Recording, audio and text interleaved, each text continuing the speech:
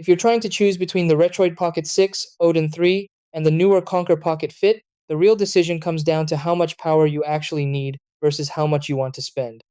The Retroid Pocket 6 runs on the Snapdragon 8 Gen 2, which is still a very capable chip and already proven for smooth Android gaming, solid PS2 and GameCube emulation, and even light Windows game testing through GameHub.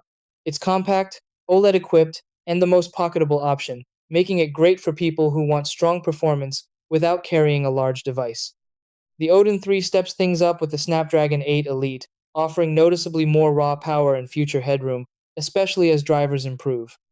It's better suited for demanding emulation, heavier Android titles, and experimenting with PC games, while also feeling more premium and comfortable for long sessions. The Konkr Pocket Fit sits right between them.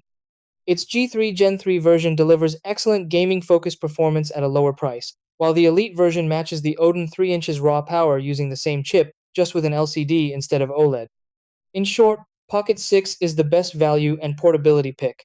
Odin 3 is the polished powerhouse for power users, and Konkr Pocket Fit is the flexible middle ground for those who want performance without flagship pricing.